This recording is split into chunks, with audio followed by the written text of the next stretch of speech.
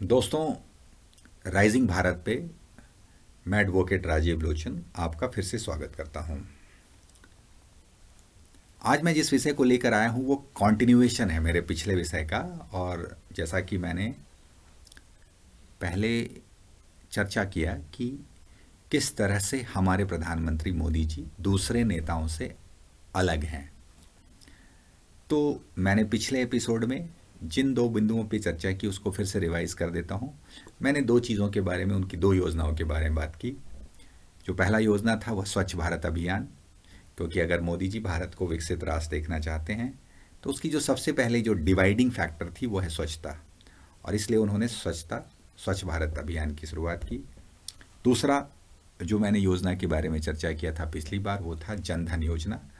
जनधन योजना जो फाउंडेशन के रूप में काम करता है या काम किया इनफैक्ट कि करप्शन को दूर करने में। तो जनधन योजना के द्वारा सबसे पहले मोदी जी ने जो है करीब करीब 12-13 करोड़ लोगों को अकाउंट से जोड़ा, क्योंकि गांव के दूर दूर तक लोगों तक जो है सबसे पहले बैंक अकाउंट का होना ज़रूरी है। और उसका जब वो डेटा बन गया तो जब सरकारी सुविधाओं का जो फ़ायदा उन्हें देना था तो सरकारी सुविधाओं का फ़ायदा पहुंचाने के लिए उन्होंने डायरेक्ट जो है DBT method, direct balance transfer जो है, ताकि जो लाभार्थी हैं उनके अकाउंट में पैसा बगैर काट छाट के डायरेक्ट उनके अकाउंट में पहुंचे। तो सवाल यही है कि मैं जो सबसे इम्पोर्टेंट बात बता रहा हूँ कि मोदी जी सिर्फ समस्याओं की बात नहीं करते बल्कि वो समाधान की बात करते हैं।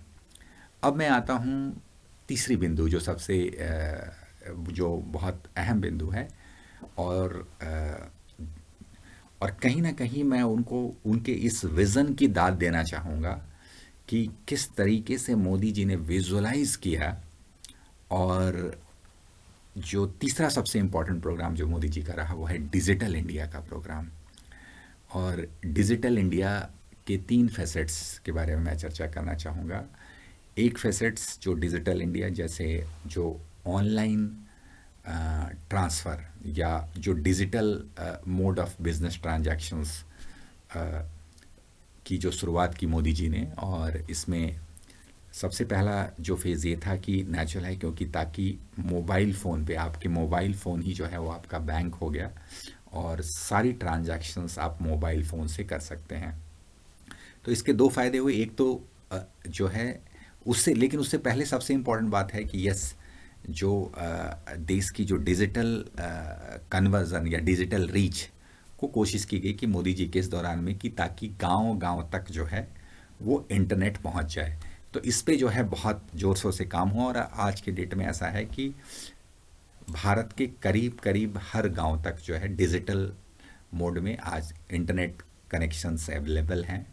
कुछ जगह पे ऐसे अपवाद हो सकते हैं या अगर दुर्गम स्थिति में, अदरवाइज़ मुझे लगता है कि 90-95% जो है विलेजेस तक भी डिजिटल कवरेज चला गया है, जहाँ पे जो इंटरनेट कनेक्शंस अवेलेबल हैं। तो उसके फ़ायदे ये हुए कि जो भी ट्रांजैक्शन है, डिजिटल ट्रांजैक्शंस, और डिजिटल ट्रांजैक्शन को सिर्फ बैंक टू बैंक ट्रांजैक्शन नहीं, जैसे नए यूपीआई आए या फ़ोन पे है या पेटीएम है, इस तरह की भी सुविधाएं पब्लिक तक आई। तो इसके दो फ़ायदे हुए। एक तो जो ब्लैक मनी का जो ट्रांजैक्शन था, जो कैश ट्रांजैक्शंस था, तो कहीं ना कहीं जैसे मैंने पहले बताया कि पहले सरकारों में काला धन को लेके शोर तो बहुत होता था, लेकिन उस पर कोई ठोस कदम नहीं उठाए गए। और काला धन दोनों चीज़ों के लिए इस्तेमाल होता था, एक तो जो है करप्शन के लिए और दूसरा क्राइम के लिए। दोनों ही जगह पे काले धन का बहुत ज़्यादा इस्तेमाल हुआ है। लेकिन मोदी जी के ये जो डिजिटल इंडिया वाला जो कदम है, उससे क्या हुआ कि ऑनलाइन ट्रांजैक्शन एक कंफर्ट के रूप में बढ़ा। और दूसरी बात क्या हुआ कि धीरे धीरे ऑनलाइन और डिजिटल ट्रांजैक्शंस जो हैं वो, और इस बात को जानकर खुशी होगी कि एक हमने कई बार कई सब्जी वाले जैसे छोटे छोटे वेंडर्स हैं, उनके दुकान पे भी फ़ोन पे और पेटीएम के बोर्ड लगे हुए मिले। तो इसका मतलब कि भारत की जनता पे और भारत की एडेप्टेबिलिटी पे हमारे प्रधानमंत्री को पूरा विश्वास है। जब उन्होंने ये निर्णय लिया तो कई बार लोगों ने, कई अपोजिशन पार्टियों ने मजाक बनाने की कोशिश की, लेकिन उन्होंने कहा कि नहीं, हमें भारतवासियों पे विश्वास है। और इस विश्वास को जब उन्होंने दिखाया तो बहुत ही कम समय में मैंने देखा कि गांव के कोने कोने तक जो है, और शहरों में तो करीब करीब काफ़ी बड़े पैमाने पर ये बात प्रभावी हो गया, और लोग बहुत तेज़ी से, ख़ास तौर पे जो हमारा युवा वर्ग है, वो बहुत तेज़ी से जो है वो डिजिटल मोड में ट्रांजैक्शन करने लगे। तो इसके दो फ़ायदे हुए। एक तो नंबर वन, करप्शन काफ़ी कम हुआ। नंबर टू, जो क्राइम रिलेटेड, जो बेसिकली फाइनेंशियल क्राइम्स थे, उसके भी कम हुए। और तीसरा जो सबसे इम्पोर्टेंट पार्ट है कि अब गवर्नमेंट को उस ट्रांजैक्शन का ट्रैक है, तो जैसे कि ट्रांजैक्शन का ट्रैक है, तो जो टैक्सेशन पॉलिसीज़ हैं या जो टैक्स मॉनिटरिंग है, तो उसमें भी गवर्नमेंट को काफ़ी ज़्यादा फ़ायदा हुआ। तो ये तीनों फैसेट्स को देखते हुए जो डिजिटल इंडिया की जो आधारशिला रखी गई, कि सबसे पहली बात है कि इंफॉर्मेशन जो है सबके पास डिजिटली, हर जगह इंटरनेट है तो सबके पास डिजिटल इन्फॉर्मेशन है। दूसरी बात, लोगों की अवेयरनेस लेवल काफ़ी बढ़ी। तीसरी बात जो मैंने कहा कि आपका मोबाइल फ़ोन ही आपका जो है वो बैंक हो गया।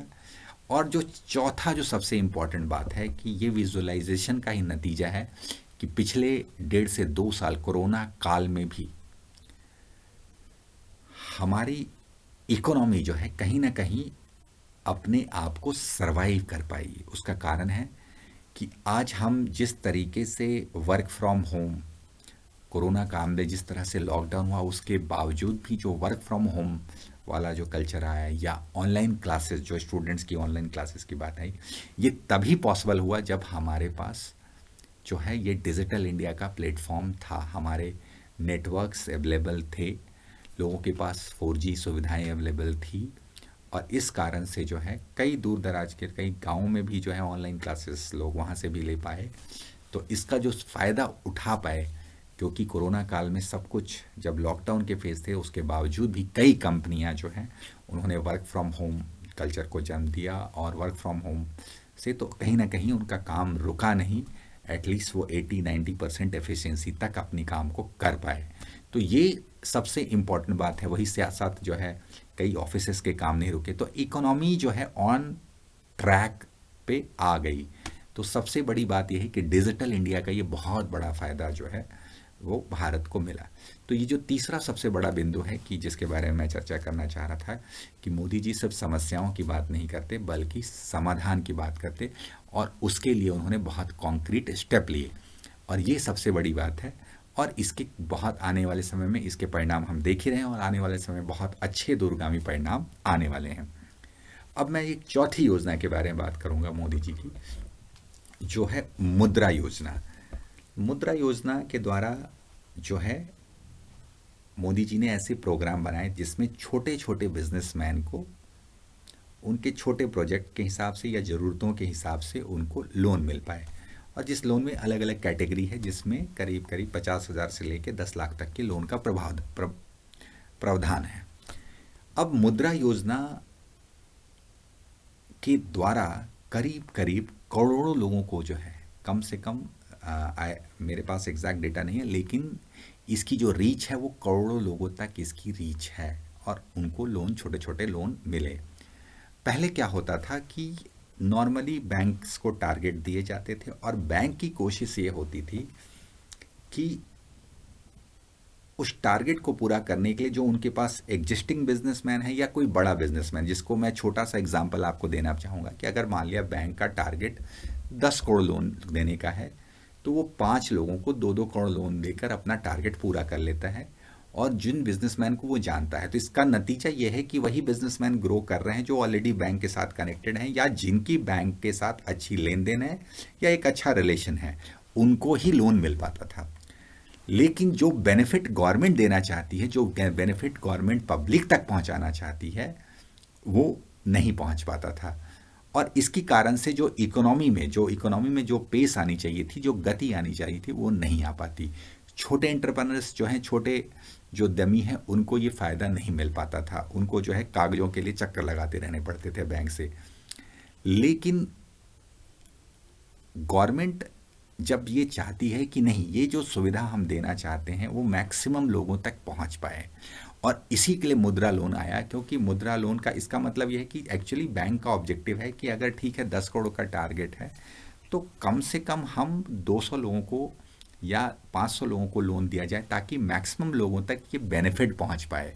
ठीक है, यस, इसके लिए डॉक्यूमेंटेशन थोड़ा ज़्यादा हो सकता है, बैंक को स्पेसिफिक काउंटर खोलना कर सकता है या बैंक को मॉनिटरिंग करनी पड़ सकती है, लेकिन कैटेगरिकली ये देखा गया कि छोटे लोन लेने वाले, उनके रिटर्न करने वालों की संख्या ज़्यादा है, वहाँ चांसेस ऑफ रिस्क कम है। ऑन द कॉन्ट्ररी जो बड़े लेन वाले हैं, जब वो बड़ा घोटाला करते हैं, या कई बार ऐसा भी होता है, क्योंकि जिस तरह से जो है नीरव मोदी या विजय माल्या या कई, अगर एनपीए अकाउंट्स के अगर देखें, वो बड़े अकाउंट्स हैं, वो हमेशा 10 करोड़ 20 करोड़ 50 करोड़ से ऊपर वाले अकाउंट्स हैं। ठीक है, जबकि छोटे जो लोन लेने वाले हैं, अगर वो कैटेगरिकली मान लें किसी ने ₹1,00,000 का लोन लिया है या ₹5,00,000 का लोन लिया है, तो उसमें पे करने वाले लोग ज़्यादा हैं, वो टाइम पे पैसा भी दे रहे हैं और उनसे रिकवरी भी कंपैरेटिवली आसान है। That is there. तो इस तरीके से, और सबसे बड़ा जो गवर्नमेंट का ऑब्जेक्टिव है कि जो सुविधाएं गवर्नमेंट देना चाहती है उसकी बेनिफिट मैक्सिमम लोगों तक पहुंच पाए। और इससे क्या है कि नेचुरल बात है कि बेनिफिट्स जब मैक्सिमम लोगों से चलेगा तो इकोनॉमी जो का जो रोटेशन है वो रोटेट होगी और ये सारे वर्ग को प्रभावित होगा, और end of the day economic benefit जो है वो ज़्यादा से ज़्यादा लोगों तक पहुंच जा पाएगा। तो इस कारण से जो है ये मुद्रा लोन की जो है वो स्कीम लॉन्च की गई, और इसके द्वारा जो है लाखों नहीं करोड़ लोगों को जो है इसका बेनिफिट मिला और वो इसका फ़ायदा उठा के आगे बढ़े। तो जैसे मैंने कहा कि क्योंकि सबसे इम्पॉर्टेंट बात है कि देश के लिए, और इसके जो कंडीशंस हैं बेसिकली, जो देश की इकोनॉमी में जो भागीदार होता है, क्योंकि जो भागीदार वही है देश की इकोनॉमी में जो टैक्स पे करता है, जो टैक्स पेयर है। हमारे जितने उद्यमी भाई हैं, जब वो जो एंटरप्रेनर्स हैं, चाहे वो छोटे हों या बड़े हों, बेसिकली जब वो इस कैटेगरी में आते हैं और जब उन्हें ये सुविधाएं मिलती हैं, तो वो कहीं ना कहीं जो है they are providing employment, they are contributing to the economy of the country, और इससे ही देश का विकास होता है। तो ये दो योजनाएं जो मैंने आज डिस्कस किया कि डिजिटल इंडिया और मुद्रा योजना, ये भी जो है वो बहुत बड़े कैटलिस्ट के रूप में जो है देश की इकोनॉमी के लिए काम कर रहे हैं और देश को आगे ले जाने के लिए काम कर रहे हैं। तो मोदी जी की ये दो योजनाओं की भी मैं सराहना करता हूँ, और कि मोदी जी जो है वो समाधान को लेकर आ रहे हैं, ना कि सिर्फ समस्या के बारे में चर्चा कर रहे हैं। और उन्होंने इसके बारे में बहुत गहन अध्ययन करने के बाद ये स्कीम्स लेके आए हैं ताकि ज़्यादा से ज़्यादा लोगों को इसका फ़ायदा हो सके। मैं आने वाले समय में और भी बिंदुओं पर, कि जैसे मैंने कहा कि जो मैंने सीरीज चलाई है कि मोदी जी किस तरीके से बाकी नेताओं से अलग हैं, मैं कुछ और बिंदुओं पर चर्चा करूँगा। अभी इसके लिए धन्यवाद। अगर आपको मेरा वीडियो पसंद आए तो लाइक करें, शेयर करें और सब्सक्राइब करें। धन्यवाद।